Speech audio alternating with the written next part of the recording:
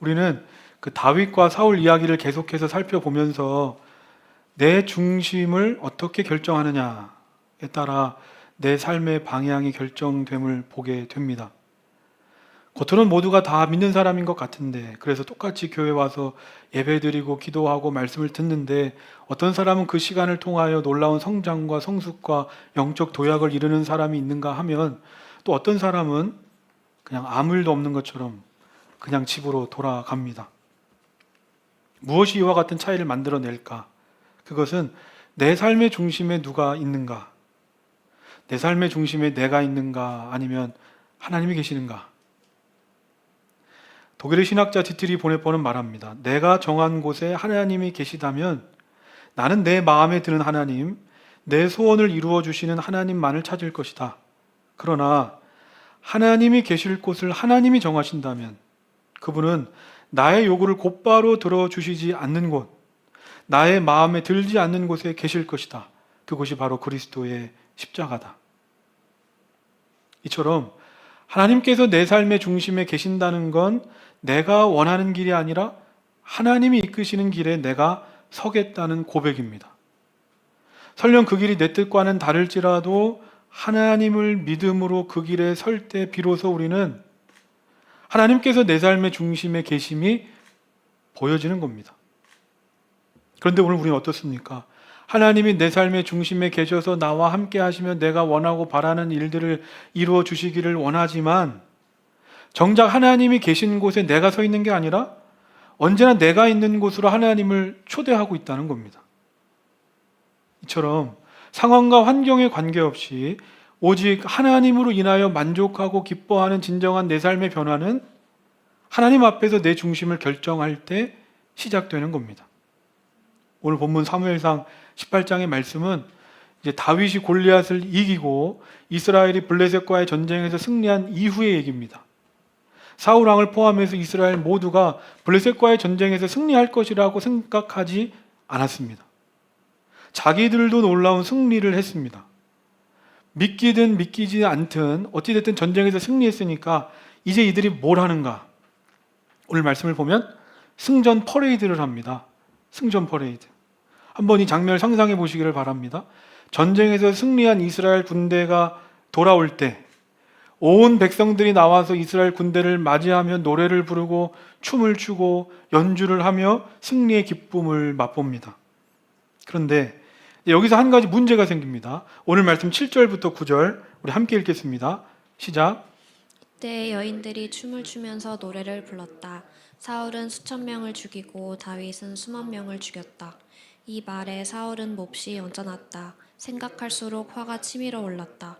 사람들이 다윗에게는 수만 명을 돌리고 나에게는 수천 명만을 돌렸으니 이제 그에게 더 돌아갈 것은 이 왕의 자리밖에 없겠군 하고 투덜거렸다. 그날부터 사울은 다윗을 시기하고 의심하기 시작하였다. 많은 사람들이 모이면 꼭 이 선을 넘는 사람, 오버하는 사람이 생깁니다. 서로 이제 칭찬을 하다가 경쟁이 붙었는지 어떤 여인들이 이렇게 노래를 합니다. 사울은 수천 명을 죽이고 다윗은 수만 명을 죽였습니다. 개역개정 성경에서는 사울은 천천히고 다윗은 만만이다 라고 여인들이 노래하기 시작합니다. 이 노래가 문제였습니다. 사울 왕이 이 노래를 듣고 생각합니다. 아니, 왕은 난데 내가 만만이 아니라 다윗이 만만이라고? 이제 왕이 국가이고 마치 신처럼 여겨지던 시대에서 분명 다윗이 골리앗을 이겼지만 그래도 다윗은 이 들에서 양치던 소년인데 어찌 왕인 내가 그런 다윗과 비교될 수 있단 말인가? 생각하면 생각할수록 열이 받고 화가 납니다. 그래서 9절 말씀에 나오는 이 언짢았다라는 말은 히브리어 단어의 원뜻은 내장이 꼬이다라는 뜻입니다. 내장이 꼬일 정도로 화가 났다. 그리고 9절의 말씀에 화가 났다라고 번역된 히브리어 단어의 뜻은 안에서 타다라는 뜻을 가진 단어입니다. 그러니까 이 사울이 이 노래를 듣고 얼마나 화가 났는지 우리는 짐작해 볼 수 있습니다. 그러면서 사울은 이러다가 다윗에게 왕의 자리까지 빼앗기는 것 아니야? 라는 생각이 들기 시작했고 그때부터 다윗을 의심하기 시작합니다. 아니, 아무리 다윗이 인기가 많다고 해도 결국에는 그 전쟁의 승리와 영광은 다 왕에게 돌아가는 겁니다. 그리고 여인들이 조금 지나치게 했다고 해도 왕으로서 좀 넉넉한 품을 가지고 승리의 큰 공을 세운 다윗을 위해 함께 박수 쳐줄 수도 있는 것 아닙니까? 그럼 아마 훨씬 더 아름다운 모습을 보였을 겁니다. 그런데 사울은 박수는커녕 그 안에 분노가 생겼습니다. 사울이 원래 어떤 사람이었는가? 우리가 지난번 살펴볼 때 사무엘상 11장 말씀을 보면 처음에 사울이 왕이 돼서 하나님의 영으로 충만할 때 암몬과의 전쟁에서 승리하고 나서 신하들이 지난날 사울을 비난하고 대적했던 사람들 다 죽입시다 라고 할 때도 죽이지 말자. 끝까지 그들을 품었던 사람이 사울이었습니다. 그런데 어느 순간부터 사울에게 하나님이 아니라 내가 보이고 사람들이 보이고 세상이 보이기 시작하니까 내가 하나님께로 가는 게 아니라 하나님을 나의 자리로 부르기 시작했습니다. 자기 마음대로 제사를 드리고 하나님의 말씀에 불순종해서 전리품을 뺏어오고 나중에는 사무엘과 결별하고 결국에는 하나님의 영이 사울에게서 떠납니다. 사무엘상 16장 14절 사울에게서는 주님의 영이 떠났고 그 대신에 주님께서 보내신 악한 영이 사울을 괴롭혔다. 이렇듯이 내 삶의 중심에 누가 있는가, 지금 내가 어떤 영에 사로잡혀 있는가에 따라 내 삶의 방향이 결정됩니다. 오늘 이 황금 같은 주말입니다. 그리고 덥기는 하지만 날씨가 좋으면 지금 이 시간은 아주 놀러 가기 좋은 날씨입니다. 그런데도 그 많은 유혹을 이기고 오늘 내가 이 자리에 나와 예배드리고 있습니다. 어떻게 이게 가능할까? 무엇으로 설명할 수 있을까? 내 안에 하나님의 영이 나를 사로잡았기 때문이 아닐까? 반대로 평소라면 지나칠 수 있는 일입니다. 별것 아닌 일입니다. 웃어 넘길 수 있습니다. 그런데 어느 날부터인가 그 사람에 대한 부정적인 생각, 미운 감정이 생기기 시작합니다. 나도 설명할 수 없는 내 안에 분노, 시기, 질투, 미움의 마음이 불일 듯 일어납니다.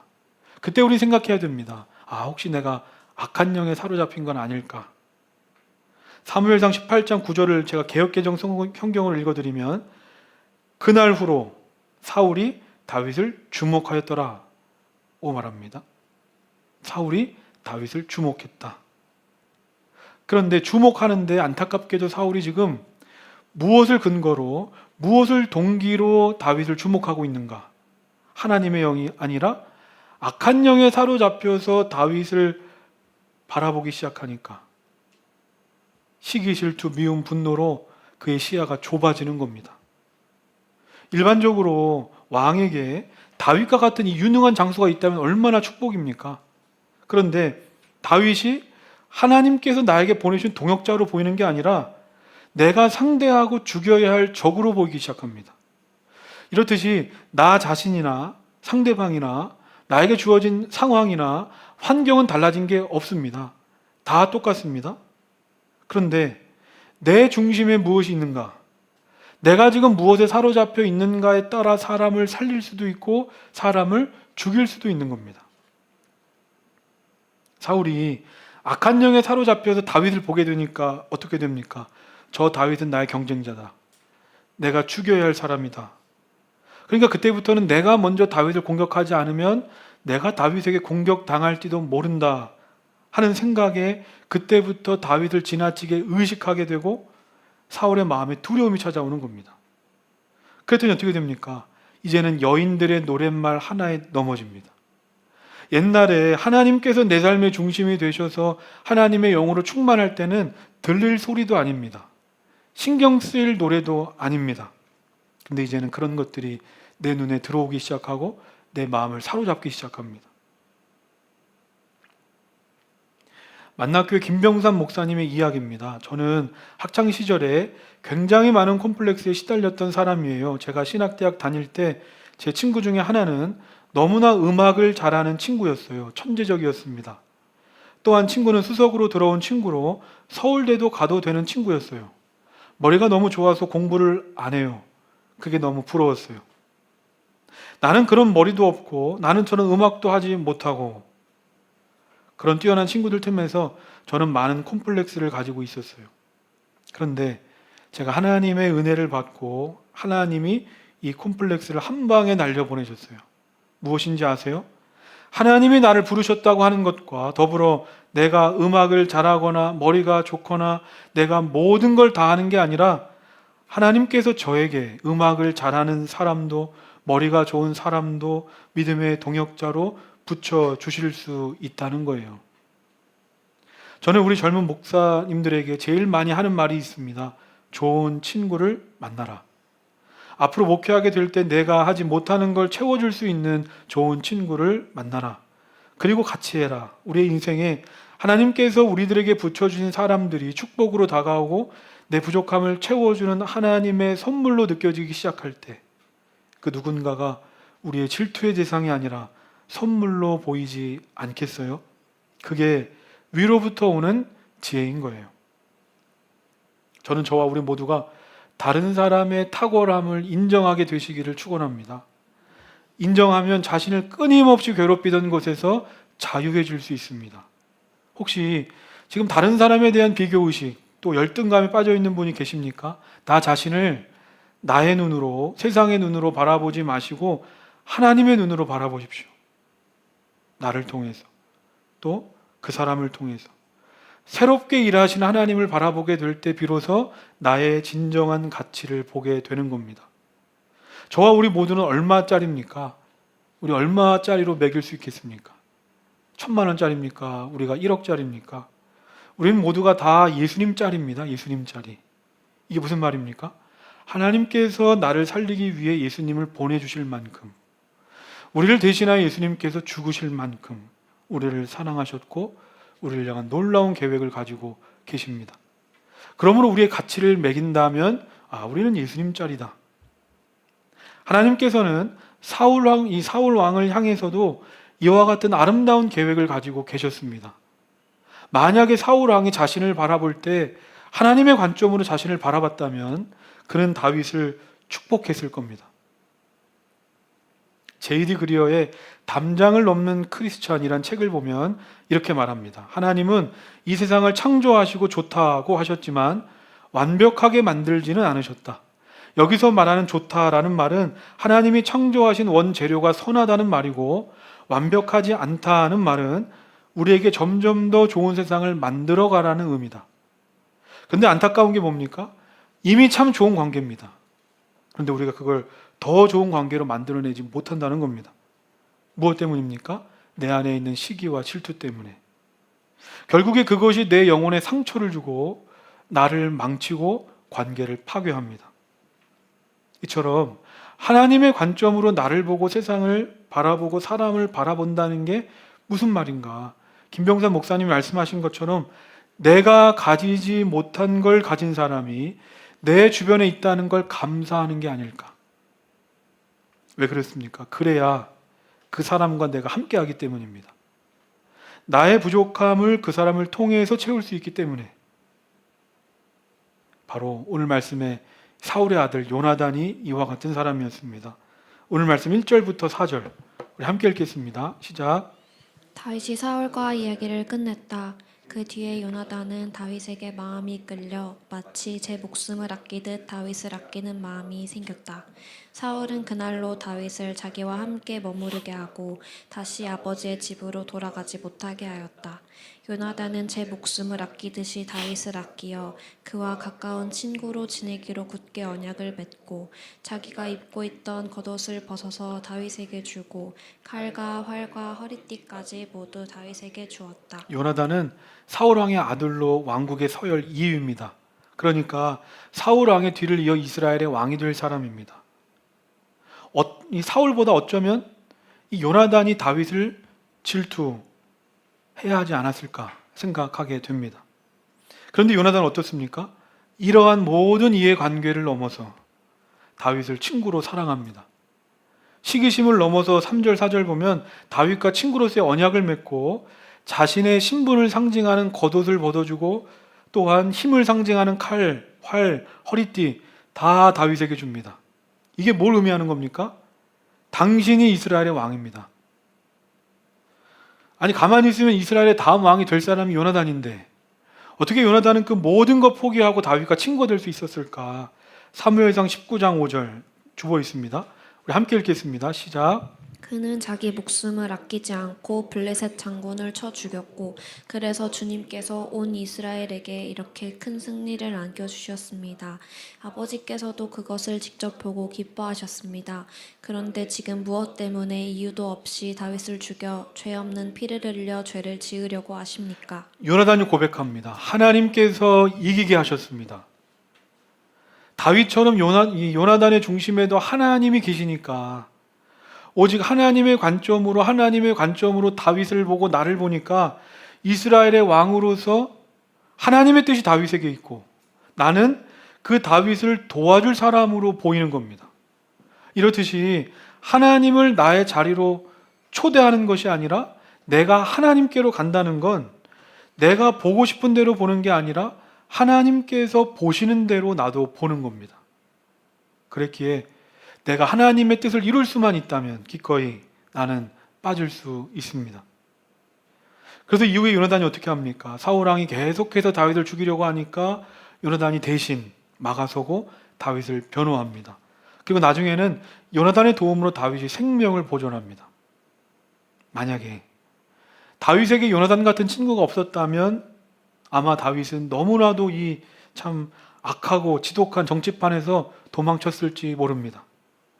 요나단이 없었다면 다윗은 아마 사울이 그랬던 것처럼 똑같이 복수의 칼을 갈았을지 모릅니다.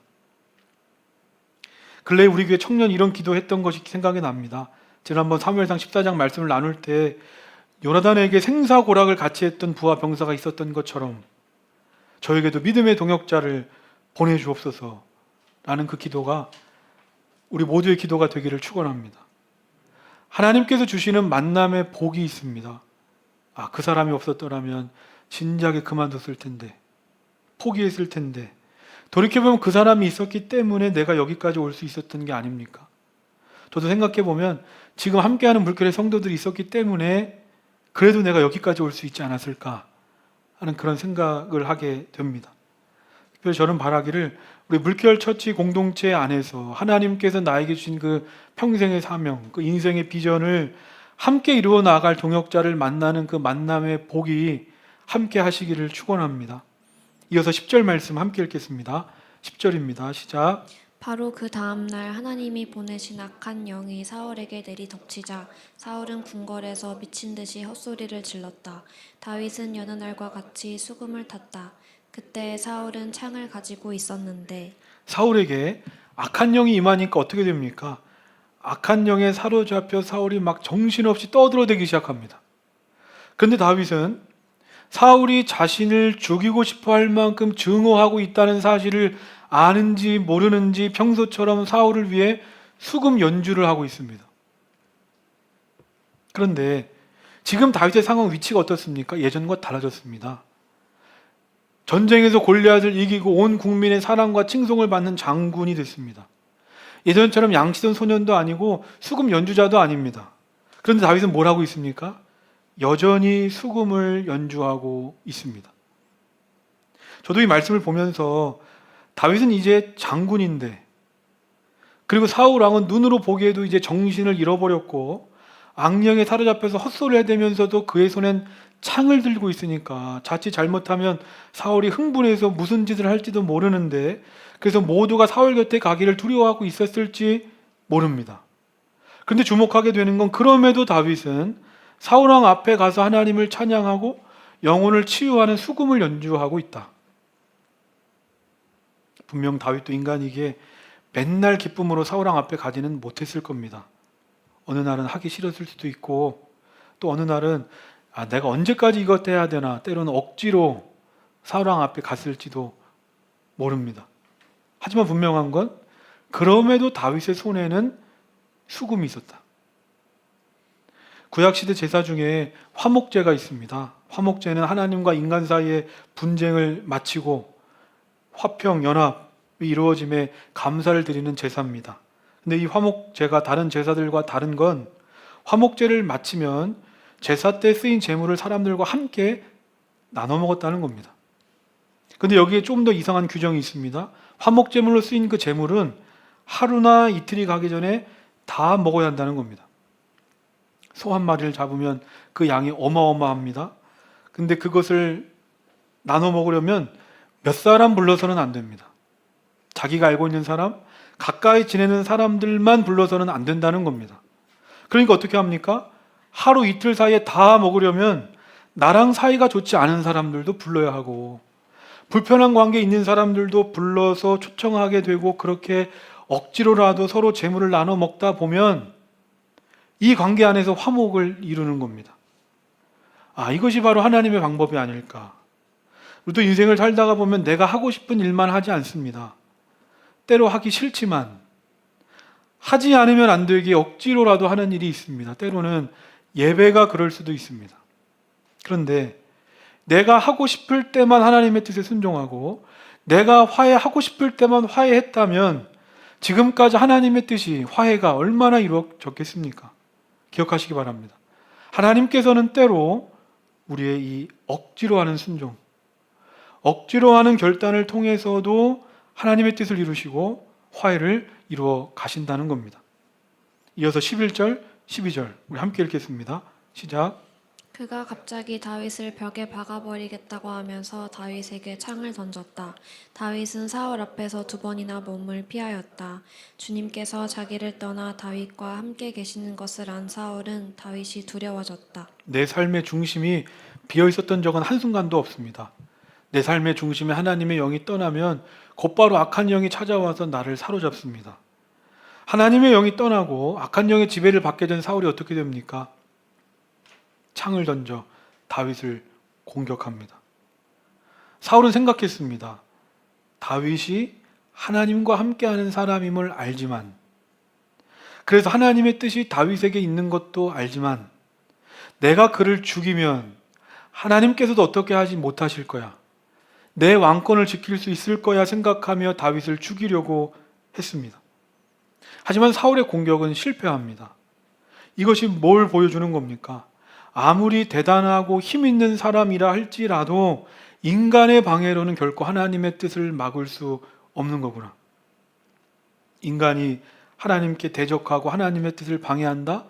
오히려 자신의 멸망을 앞당길 뿐입니다. 때로 우리 눈에는 악인들의 뜻대로 이 세상이 다 돌아가는 것 같고 흘러가는 것 같아도 결코 그렇지 않다는 겁니다. 혹시 내 앞에 사울과 같이 지금 내 힘으로는 도저히 어찌 해볼 수 없는 대적, 방해자들이 있습니까? 그들의 세력이 대단해 보여서 좌절되고 낙심됩니까? 걱정하지 않으시기 바랍니다. 우리의 일은 우리의 일 이전에 하나님의 일이기 때문입니다. 다윗은 무방비 상태였고 예상하지 못한 공격이었습니다. 즉 피할 수 없는 공격이었습니다. 그런데 성경을 보면 다윗은 2번이나 그 공격을 피합니다. 어떻게 이게 가능합니까? 12절 말씀 보면 주님께서 다윗과 함께 하셨기 때문에, 주님께서 다윗과 함께 하셨기 때문입니다. 시편 23편 4절입니다.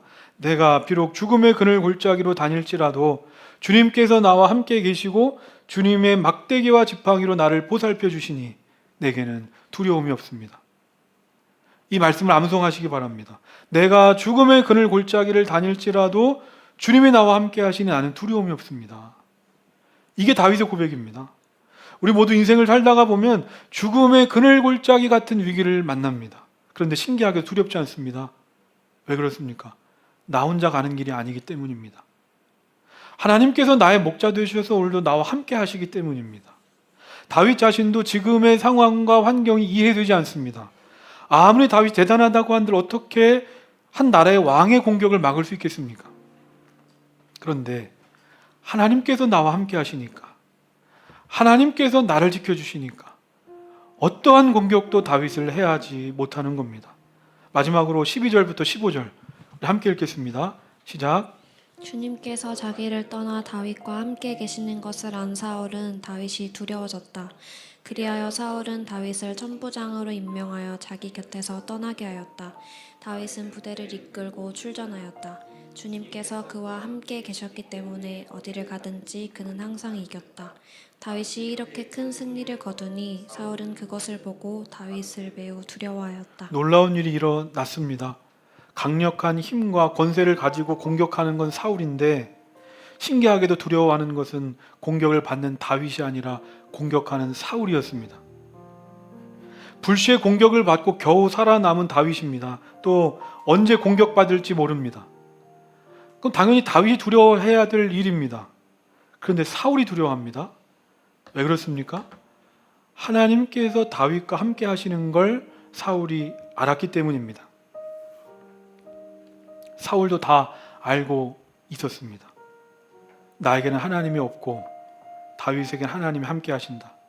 그렇다면 이때 사울이 해야 될 일이 뭡니까? 이제라도 하나님께 엎드려 회개해야 합니다. 이제라도 나의 중심을 하나님께로 향하게 했어야 했습니다. 하지만 사울은 끝까지 자신이 해결할 수 있다고 생각하며 마지막까지 다윗을 죽이려고만 합니다. 그래서 13절 보면 다윗을 천부장으로 삼아서 전쟁터로 내보내 죽게 하려고 합니다. 그런데 아무리 어렵고 힘든 전쟁터로 보내도 다윗이 죽는 게 아니라 가는 곳마다 승리합니다. 하나님이 다윗과 함께 하셨기 때문에. 아무리 사울이 다윗을 죽이려고 한들 하나님께서 지켜주시고 하나님께서 보호해 주시는데 무슨 수로 다윗을 죽일 수 있겠습니까? 말씀을 정리하면서 제가 처음에 설교 시작할 때 말했던 것처럼 내 중심을 어떻게 결정하느냐에 따라 내 삶의 방향이 결정됩니다. 유진 피터슨의 다윗 현실에 뿌리박은 영성이란 책을 보면 다윗에 대해서 이렇게 말합니다. 다윗의 삶에서 가장 큰 특징은 하나님이다. 다윗은 하나님을 믿었고 하나님을 생각했고 하나님을 상상했고 하나님의 이름을 불렀고 하나님께 기도했다. 다윗의 실존에서 다윗의 정체성에서 가장 커다란 부분을 차지한 건 다윗 자신이 아니라 하나님이었다. 성경은 사울과 다윗을 계속해서 대조합니다. 오늘 말씀을 보면 사울의 손엔 창이 있었고 다윗의 손엔 수금이 있었습니다. 인간적인 눈으로 보면 창을 들고 있는 사울이 승리합니다. 그런데 수금을 들고 있는 다윗이 승리하는 겁니다. 왜 그렇습니까? 다윗은 자신이 어떤 상황에 있을지라도 때로는 억지로라도 하나님을 자신의 자리로 초대하는 게 아니라 자신이 하나님께로 갔기 때문입니다. 내가 하나님을 위해 뭘 하기를 원하십니까? 뭘 하고 싶으십니까? 대단하고 거창한 게 아니라 그저 하나님과 함께하는 것, 그저 하나님과 함께하는 것, 그것이 우리가 할 수 있는 가장 위대하고 아름다운 일인 줄로 믿습니다. 오늘 말씀을 기억하면서 우리 함께 찬양하겠습니다.